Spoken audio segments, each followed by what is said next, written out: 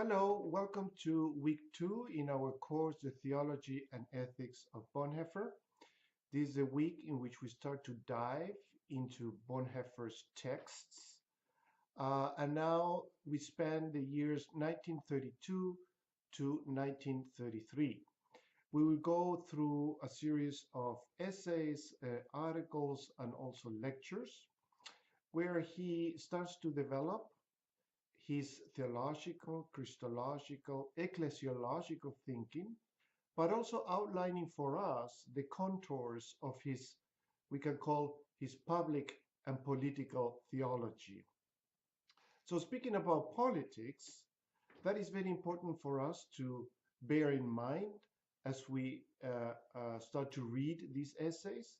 So, I encourage you to research, do a little bit of research about what was going on in Germany during these years, no? 1932 and 1933. I have posted also a video which is optional for you. This is a BBC educational video about the Nazis and the race to power by the Nazis, and also it's a dramatization as to what was going on in the minds of ordinary Germans as they were moving through these epochal events in the political, social, and cultural life in Germany before 1933, before January 1933, which is when the Nazis take power through Hitler in the Reichstag, no, the assembly. So I was talking a little bit about doing this research into the background, the political, social background of Germany. What I can tell you now is that the situation that we are entering to is the last chapter, and of course the beginning of a new whole chapter, but it's the last chapter of a crisis that was brewing in this democratic experience that Germany had between the First World War and the Second World War. And this democratic experience is what we know as the Weimar Republic. During the first decades after the First World War, this Weimar Republic was mostly dominated, or I should say the leadership in terms of the representatives, right, in the Reichstag and in government, came mostly from the left or from the center left. So you had parties like the Socialist Party, you have a party like the Liberal Party, and also a party that had Catholic roots called the Zentrumpartei, the party of the center, or the center party, that, after the Second World War, that party will become, one of the founding bodies of what is called the Christian Democrats, right? So this constellation of parties forming coalitions gave, to the political landscape of Germany before Hitler, we can say a center-left tint. But in the last years, especially after 29, that is to say, after the crash and the new economic emergencies and unemployment and so on, the crisis, no, the economic crisis, which was a global crisis, by the way, after that year, the more conservative elements, which up to that point were rather marginalized from government, start to come now to the fore and taking power in the Reichstag itself. So at that time, the conservative, let's say, wing of German politics was formed by a multiplicity of parties, some big, some small. Some of them has monarchical kind of background. Others was the conservative party representing the landowners, and the big businesses and so on. And in between all that, we find, or we encounter this new phenomenon in politics, especially right-wing politics, which was Nazism, an ideology that started to be structured, developed during the 20s in Germany, that is after the First World War, and it was inspired by the Italian experience in the person of Mussolini and the fascist party in Italy. So after 1929, we see that these conservative right-wing parties start to take control of German government, and they also thought that they could manipulate Hitler, as another kind of movement or party in the right wing opposing socialists, liberals, and so on. But this was a kind of a pact with the devil, because the Nazis, through the person of Hitler, soon took control of the government. So the traditional conservative right-wing parties thought that they could use and manipulate Hitler. And here you have figures like Hindenburg, who was a president, von Papen, who was a chancellor, who came from the center party, but came from a very, very conservative right-wing background. So all of these characters, their parties, thought that they could control the Nazis, but in the end, as we know, was the other way around. The Nazis were able to take control of the Reichstag, and they very rapidly took a series of measures. And let me mention some of them, because this is a little bit in the background of the readings that we are going through. So the Nazis take over in January the control of the Reichstag, and they are able to have Hitler nominated as the chancellor. That would be something equivalent to, a prime minister. So they call elections in March, and for the first time in March of 1933, the Nazi Party can have a majority. Before that, the Nazi Party was a minority party. I mean, had like many other of the parties competing for political control at that time in Germany. So in March of 1933, they acquire a majority, and immediately what they do is to sanction what is called the Enabling Act, which is the removal of civil rights and liberties. This is how we will put it today. So it was a very quick authoritarian move that tried to wipe out all the, let's call the political and civil rights that were conquered and sanctioned during the Weimar Republic time, right? So we also have in 1933 the first persecutions, political persecutions in that case. You have to remember that the arch enemy of the Nazis at the beginning, politically speaking, was the left. And the left was comprised mostly by the very powerful Socialist Party and also the Communist Party, not as big as the Socialists, but also a very important presence in Germany. And to a lesser extent, what we can call the liberals, center-left parties as well. And in order to make this persecution effective, they came up with the idea of concentration camps. And this is when we start to see now the building of the first concentration camp in, for example, Dachau, which is close to Munich, Munich in the south of Germany. So these concentration camps were originally built to imprison political opponents. Also, what the Nazis did in 1933 was to assimilate the other right-wing parties, that is to muster their support in one way or another, and to gain the social basis or social base that formerly supported these other right-wing parties. So they were consolidating the right. They also were successful in dissolving the Center Party, which is the party that was related to the Catholic Church.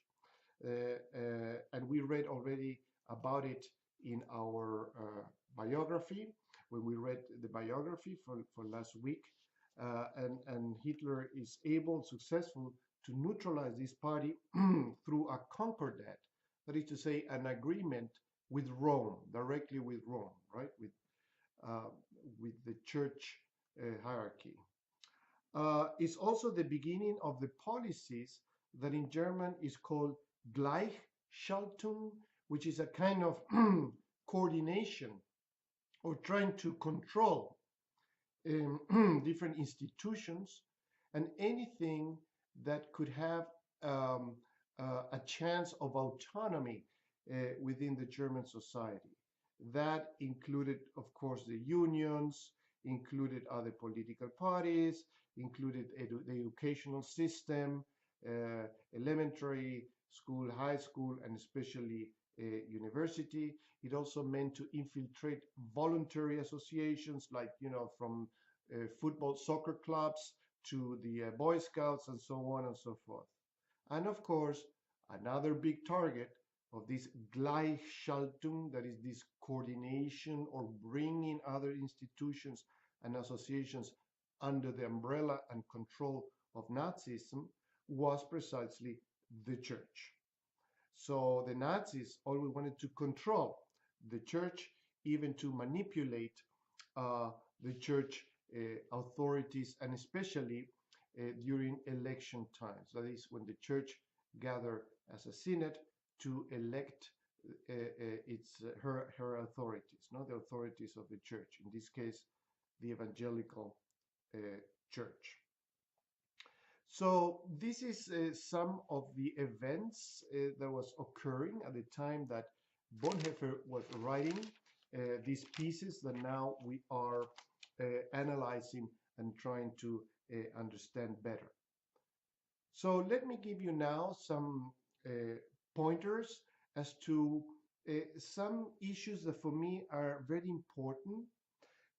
We are going to see them, by the way, again as we move on with other writings, especially when we start to read his chapters or essays contained in his book Ethics.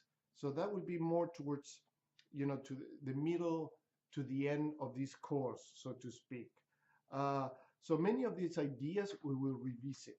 So I want to call your attention to some very important aspects of his thought. And I will go through some of these essays. The first is Christ and Peace from 1932. Here we see for the first time Bonhoeffer speaking about this very, very important concept that became so known in Protestant theology afterwards, which is this notion of cheap grace, the cheap grace versus costly grace. And here we see, what he means by that: cheap grace as the cross without discipleship, never confronting sin and evil. So he was trying to, criticize this kind of cheapy understanding of grace that was preached by many of the Protestant churches at that time, a way of understanding grace that never led to any discipleship, to any commitment on the part of the Christians. Then we move into the next essay, Theological Basis of the Work Alliance. The Work Alliance of Churches was one of the first experiments in the ecumenical world. Eventually, this will evolve after the Second World War to form what today is called the World Council of Churches, of which our church, or at least mainline churches, but in this case the ELCA, is also a member of. And here we will see the very central Christological notion of Christ as Lord of the world. This is, of course, a strictly theological enunciation, but you will see how many political consequences it will have, because this same notion will appear later in the foundational document of the Confessing Church, which is the Barmen Declaration of 1934. So pay attention to that, the Christ as Lord of the world, which also has relation with Karl Barth's theology. Remember that at that time, Karl Barth was becoming the most prominent theologian in the German-speaking world, and Bonhoeffer always had a high regard for Karl Barth, who was a central figure in the church struggle at that time. Another aspect in this essay is his insistence that there are no other spheres of life removed from Christ, and the notion that God's command and God's commandments cannot be, abstract. They always acquire a concreteness that guides the believer into a very specific action in the midst of the world. Moving to the next essay, The Church is Dead, from 1932. Here, he emphasized a very Christocentric essay, and actually it was one of his speeches. He emphasized that the church is concerned with Christ, and here comes another aspects of Bonhoeffer's theology and Christology, this notion that Christ encountered us in very concrete ways through the face, the body, the presence, the life of the stranger. So pay attention to that in The Church is Dead, because we see this, for the first time, a notion that we will revisit afterwards as well. And also, we find here the influence of the theology of the cross, of the Lutheran or Luther's view of the cross. And for Bonhoeffer, it means that is Christ entering the lowest depths of our world.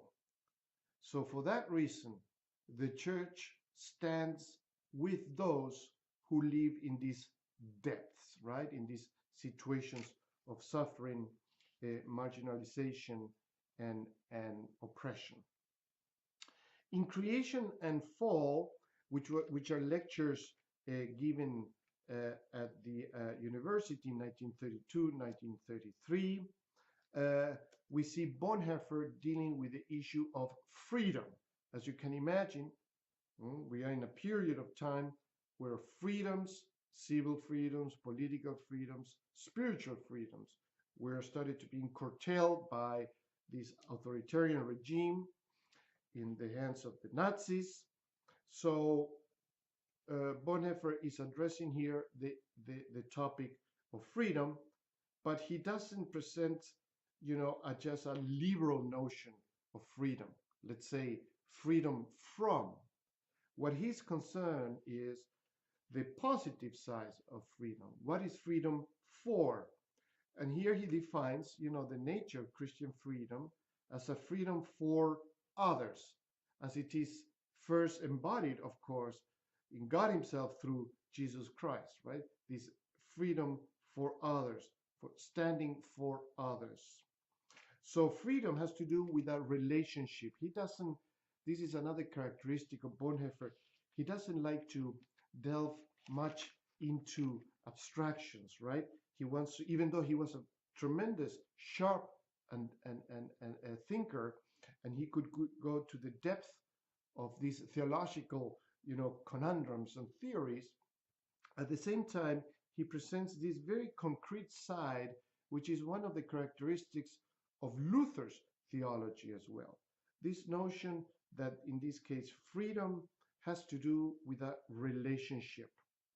So therefore, the image of God, that we are carriers of, that we embody, has to do with this, what he calls this analogia relationis. That is to say, that we become and we manifest, we express this image of God through our relationships with others. Um, Finally, we have the essay Christ the Center, also part of his lectures in 1933. And for the first time, he mentions here the reality of the working class, yes, of the capitalist system, the situation of alienation, and the complicity also of Christianity and the church with the bourgeois world.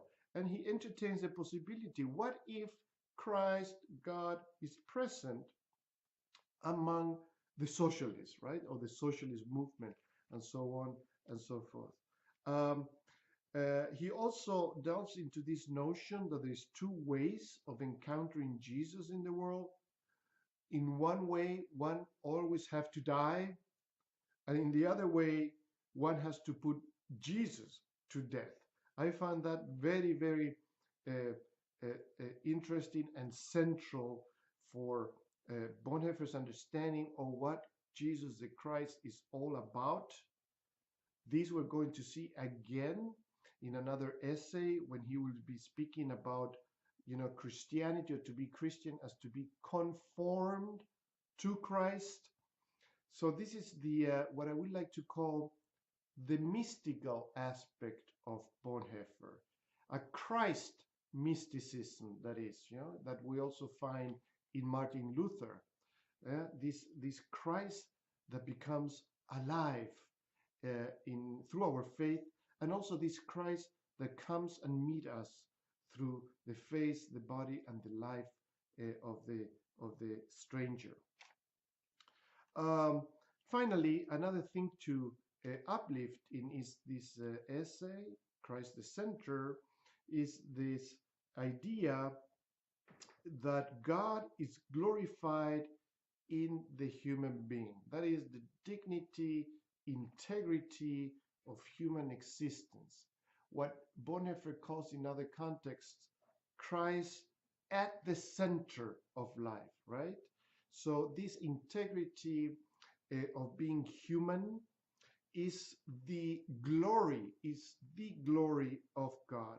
And he finds that the whole narrative, the biblical narrative of the incarnate one, right? The God becoming human, becoming one of us, is precisely what grounds this integrity and dignity of human life. And again, this is another topic that we will have a chance to revisit in the weeks to come. So I wish you all the best in your readings.